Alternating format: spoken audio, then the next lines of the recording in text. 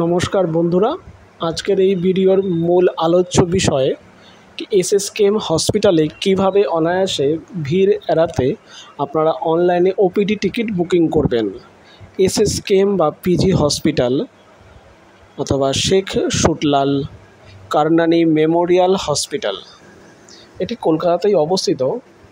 ভারতের যে কোনো প্রান্ত থেকে আপনারা এখানে অনায়াসে আসতে পারেন, হাওড়া, কলকাতা, শিয়ালদা, বিভিন্ন প্রান্ত থেকে। তবে এখানে কিছু প্রসিডিওর বলে রাখি। প্রথমে উল্লিখিত যে বারকোডটি দেখতে পাচ্ছেন, এই বারকোডে স্ক্যান করলেই আপনারা যে ডিপার্টমেন্টে বা যে দিনে আপনারা ট্রিটমেন্ট করাতে চান সেগুলো অবশ্যই ফিল আপ করে নেবেন। যে সাবমিট করার পর যে প্রিন্ট আউট নিয়ে নেবেন এবং সেটি সংগ্রহ করে মেন গেট থেকে ঢুকে গিয়ে আপনাদেরকে দেখতে হবে কোন ডিপার্টমেন্টে দেখাবেন। গাইনো ডিপার্টমেন্ট, ইউরোলজি, কিডনি, যে ডিপার্টমেন্টে আপনারা যেতে চাইবেন সেই ডিপার্টমেন্টের দিকে আপনারা গিয়ে ওখানে সবাই লাইন দিয়ে দাঁড়িয়ে থাকবেন। যত ভোরবেলা যাবেন তত বেটার। ওই কাগজটিকে নিয়ে আপনারা লাইনে দাঁড়িয়ে থাকবেন। যথারীতি 9টা সাড়ে 9টার মধ্যে ডিপার্টমেন্টের কাউন্টার খুলে যায়। নিকটবর্তী আপনার লাইন চলে আসলে আপনি কাগজটিতে আপনার সিরিয়াল নাম্বার ওয়াইজ ওরা এন্ট্রি করে দেবেন।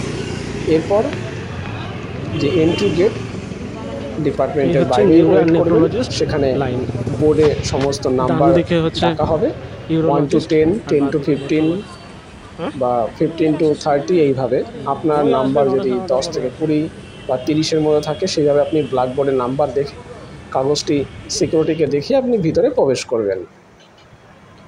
প্রবেশ করে যে ডাক্তার থাকবে তাকে দেখানোর পর তিনি যত রকম টেস্ট বা যা মেডিসিন বা যেটা বলবে সেগুলো আপনারা করিয়ে নেবেন।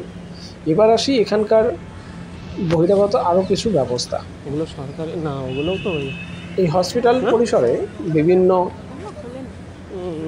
ছোটোখাটো স্টল পেয়ে যাবেন। কফি, চায়ের স্টল, স্ন্যাক্স ফুডের স্টল। জেরক্স করতে যদি দরকার হয় সেক্ষেত্রে জেরক্সের জন্য আপনাদেরকে আমি দেখিয়ে দিচ্ছি। রেড কালারের বিল্ডিং থেকে একটু আগিয়ে গিয়ে ক্যান্টিনের ঠিক ব্যাক সাইডেই থাকবে এই জেরক্সের দোকান। এখান থেকে আপনারা জেরক্স করে নিতে পারবেন। নিউরো অ্যান্ড নেফ্রোলজিস্ট ডিপার্টমেন্টের পরিষদের ভিতরে 20 টাকা করে এই রাস্তা ধরে এগিয়ে চলবেন। ডিম ভাত খাওয়ার ব্যবস্থাও রয়েছে পশ্চিমবঙ্গ সরকারের উদ্যোগে। তো এখান থেকে আপনারা আপনাদের ফুডিং ব্যবস্থা করে নিতে পারেন। মেডিসিনের জন্য রেড বিল্ডিংয়ের ঠিক ব্যাক সাইডে ন্যায্য মূল্যের শপ রয়েছে, সেখান থেকে আপনারা ফেয়ার প্রাইসে বিভিন্ন মেডিসিন নিয়ে নিতে পারবেন। এবার আসি, যদি আপনাদের ডকুমেন্ট বা আপনাদের ডাক্তারবাবু চেক আপ করার পর বলে দেন যে আপনাদের সার্জারির ব্যাপার, যা যা আপনাদের টেস্ট করাতে হবে, যদি ক্যাম্পাসের ভিতর থেকে আপনারা টেস্ট করাতে চান তাহলে অ্যাপ্রক্স 1 থেকে 1.5 মাস লেগে যাবে। তো আমি সেক্ষেত্রে বলব বাইরে থেকে টেস্ট করিয়ে নেবেন, করিয়ে নির্দিষ্ট দিনে আবার এসে, এর জন্য কোনো টিকিট বুক করতে হয় না, আপনারা সরাসরি 9 নম্বর রুমের সামনে দাঁড়িয়ে পড়বেন। মানে মেন গেট থেকে এন্ট্রি করলেই 9 নম্বর রুম, কাউকে বলবে সে দেখিয়ে দেবে। সেই 9 নম্বর রুমের ওখানে আপনাদের সমস্ত ইসিজি, এক্সরে, এছাড়াও ব্লাড যেসব রিপোর্ট থাকবে সেগুলো সব চেক করবে প্রি অ্যানাস্থেশিয়ার। প্রথমে কাগজটি তারা নিয়ে নেবে 10টা নাগাদ। এরপর আপনাদেরকে 1 by 1 ভিতরে ডেকে নেবে। সমস্ত ডকুমেন্ট ওকে হয়ে গেলে ফিট ফর ফাইল লিখে আপনাদেরকে ওখান থেকে কাগজটি দিয়ে দেবে।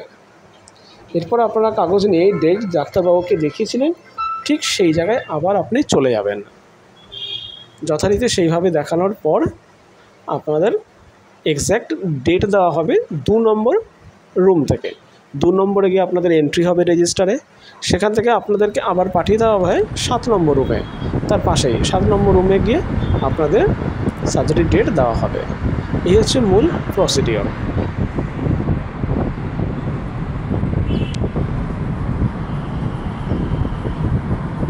সম্পূর্ণ ভিডিওটি আপনাদের কেমন লাগলো অবশ্যই জানাবেন। কিছু জিজ্ঞাসা থাকলে অবশ্যই কমেন্টে লিখবেন। সবাই সুস্থ থাকুন, ভালো থাকুন এবং